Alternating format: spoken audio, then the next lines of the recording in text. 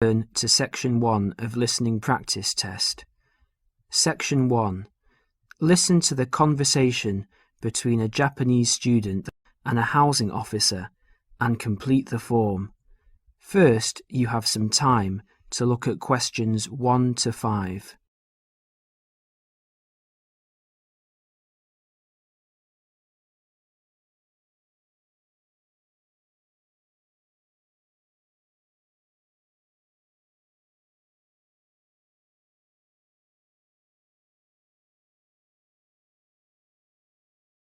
You will see that there is an example which has been done for you.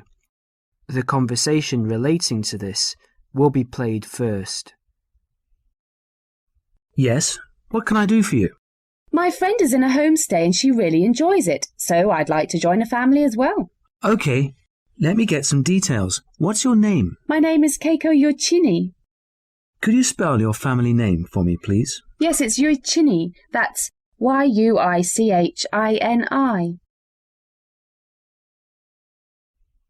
The student's family name is Yuichini, so that has been written on the form. Now we shall begin. You should answer the questions as you listen, because you will not hear the recording a second time. Now listen carefully and answer questions 1 to 5. Yes, what can I do for you? My friend is in a homestay and she really enjoys it, so I'd like to join a family as well. Okay, let me get some details. What's your name? My name is Keiko Yoichini. Could you spell your family name for me, please? Yes, it's Yoichini. That's Yuichini. And your first name? It's Keiko. Keiko. That's Keiko Yuichini. Okay. And you're female. And your nationality? I'm Japanese. Right. And could I see your passport, please? Here it is. Okay, your passport number is JO6337. And you are how old? I'm 28 years old. Now you're living in one of the colleges. Which one? Willow College, Rome 21C. Right, 21C, Willow College. And how long are you planning to stay with Homestay? About 4 months, longer if I like it. And what course are you enrolled in? Well, I've enrolled for 20 weeks in the Advanced English Studies because I need help with my writing, and I'm nearly at the end of my first 5-week course. Right, so you've completed 5 weeks and you have enrolled for another 15 weeks. That's about 4 months altogether. That's right, about 4 months. Before they continue their conversation, look at questions 6 to 10.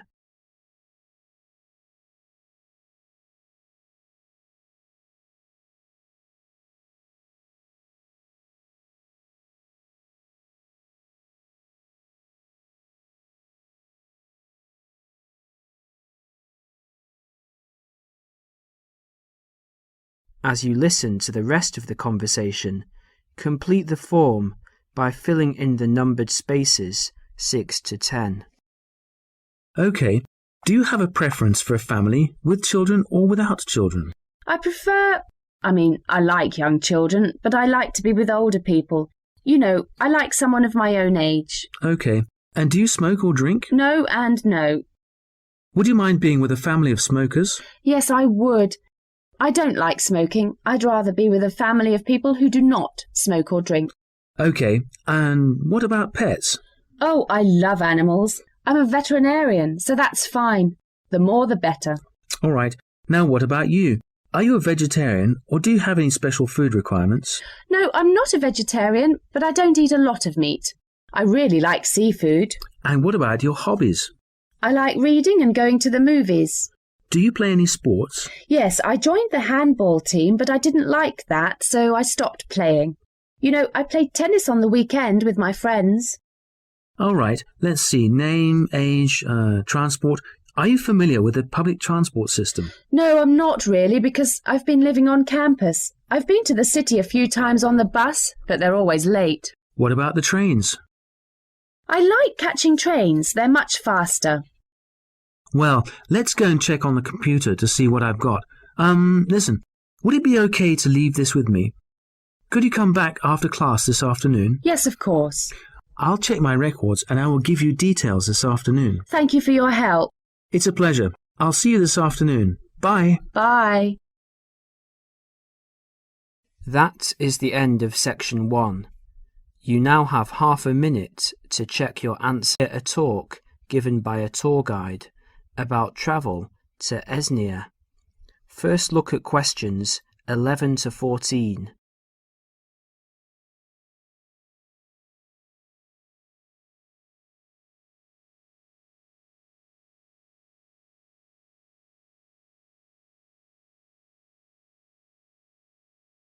As you listen to the first part of the talk, answer questions 11 to 14.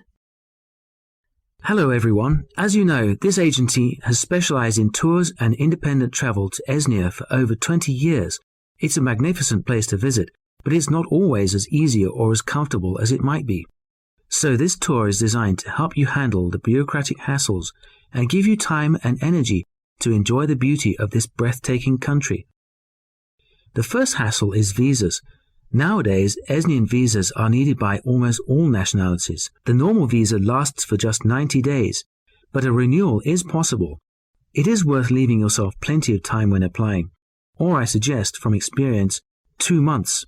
That should do it.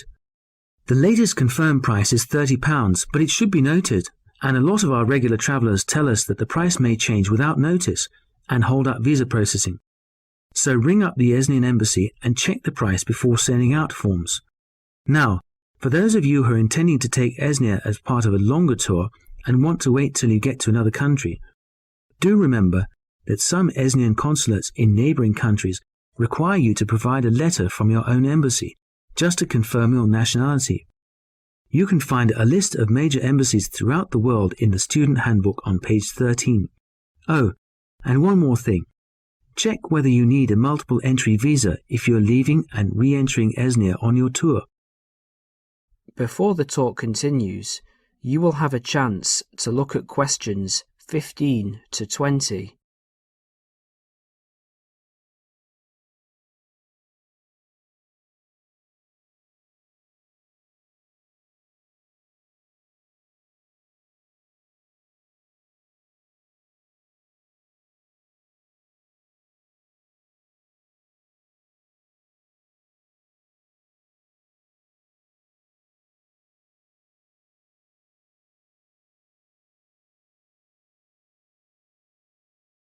As you listen, complete the summary and answer questions 15 to 20.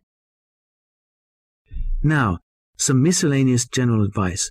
Firstly, if you're rich enough to bring in over $1,000 in cash or traveller's checks to Esnia, you need to fill in the currency form. Don't forget this. You could get into trouble if you do. You must declare all of your items and more expensive items, such as video cameras, on a tourist export form, which you can arrange to carry in advance. Regarding health regulations, although Esnia is becoming a generally healthier country with every passing year, neighbouring countries remain cautious with regards to health standards there, and therefore it is worthwhile carrying a health certificate. The one you need is the BM276. Now all of you here are students, and there will be plenty of concessions for young people travelling in Esnia. The Esnian Transport Authority, for example, issues a special youth fare card which you can get in any railway station. Just show your international student card. Information about getting this is in the handbook, and give 2 passport photos. And by the way, because there is so much bureaucracy in Esnia, we advise you to take at least 12 passport photos with you. They're not always easy to get done there. Finally, a bit more about currency. Pounds won't get you very far in Esnia these days, so they're no good. We advise people to carry either yen or Australian dollars. US dollars are starting to cause difficulties because of political disputes. Another surprise is that credit cards are virtually useless because of fraud scandals. Do carry traveller's checks, but we advise medium denominations. Large denominations increase the likelihood of theft, and small ones increase commission charges. Now, as I mentioned earlier, this student handbook has a wealth of information. That is the end of section 2. You will now have half a minute to check your answer 3 In this section, you will hear a discussion about shopping habits. First look at questions 21 to 24.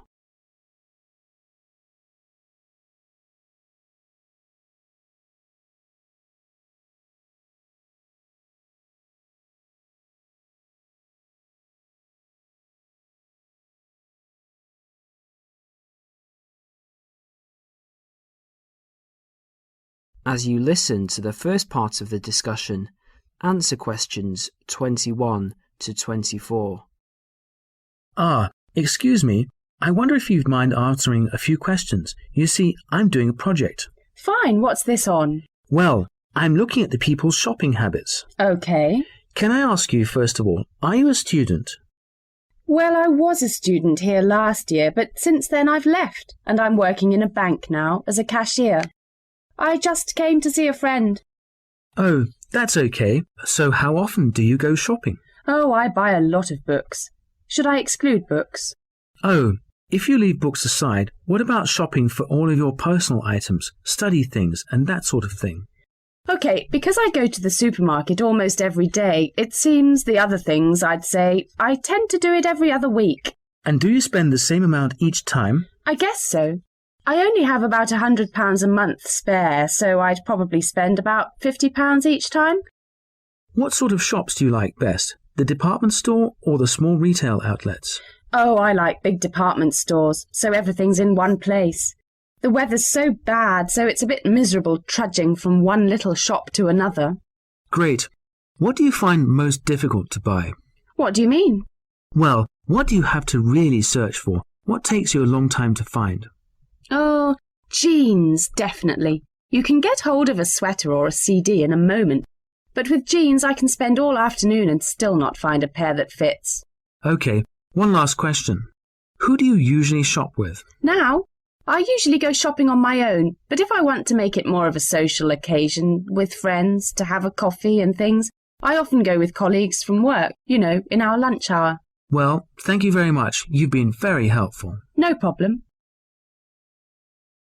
Before the next part begins, you will have a chance to look at questions 25 to 30.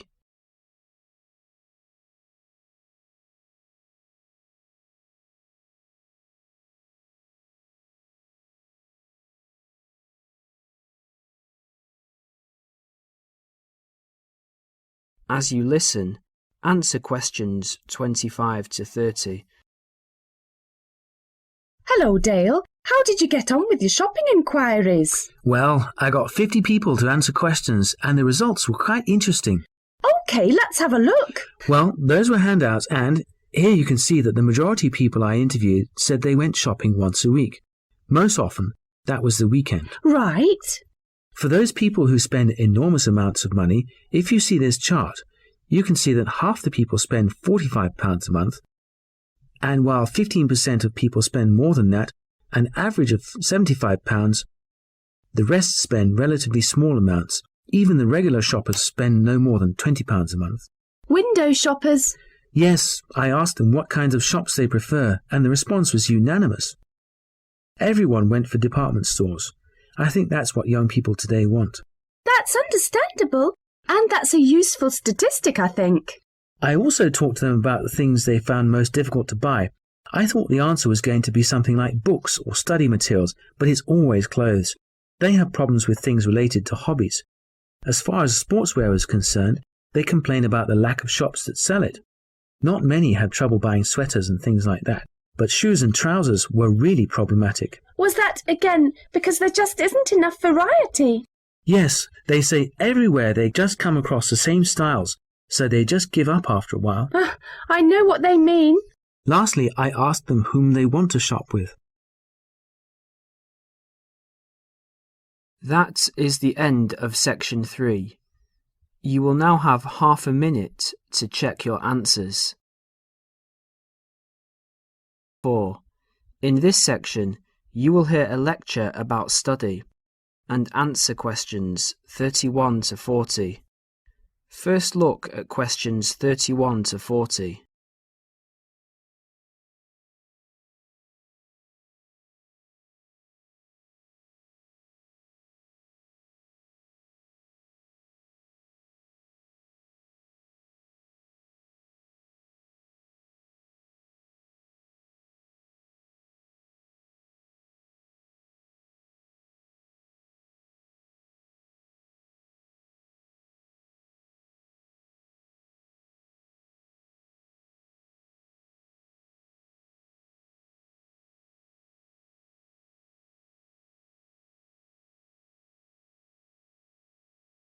As you listen to the lecture, answer questions 31 to 40.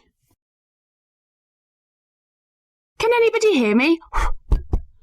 Is this microphone working?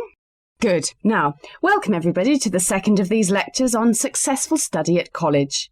Yesterday we looked at housekeeping issues, where to find information, how to use the library computer system, and so on.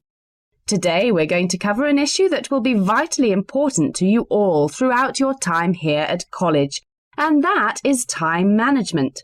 Hundreds of books have been written about time management, and those of you who are interested in doing some extra reading on the subject are very welcome to see me after the lecture, as I have a book list here and some other useful materials. Now, time management.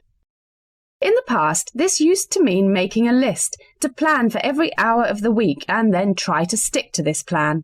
These days, however, the whole idea of managing time has changed. In fact, if you think about it, you'll find that it's impossible to manage time. It just goes. So what you really need to manage is yourself. To manage yourself effectively, you need to have a clear idea both of what you want to achieve and how to achieve it. In other words, you need to set goals, and you need to move towards achieving these goals in an efficient and systematic way.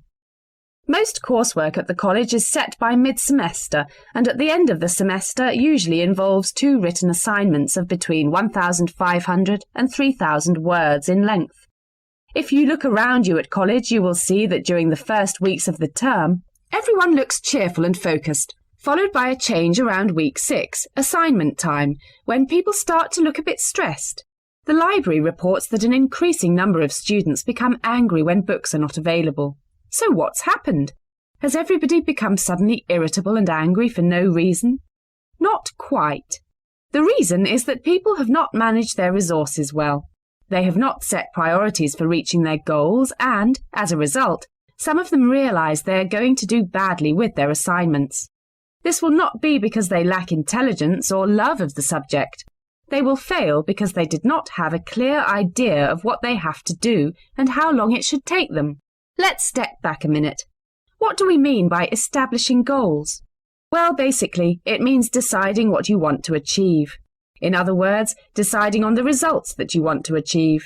The students that I've mentioned found themselves very stressed, mainly because they have an assignment to do. But they did not fully think through the effect that this would have on their day-to-day life.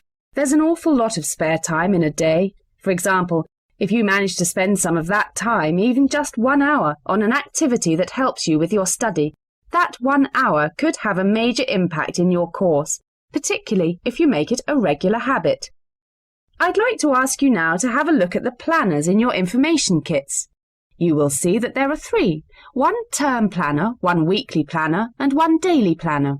The term planner is to help you get an overview of everything that you will need to do for the term. The weekly planner is to help you week by week, and the daily planner will help you with the really detailed planning. Before we go any further, I would like you to make a note in your daily planner right now. I want you to picture how you could make a major difference in your life by spending just 1 hour a day on some activities for the next term.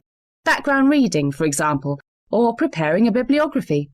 Now imagine the benefit at the end of the term. The term diary and the weekly diary are the most important ones.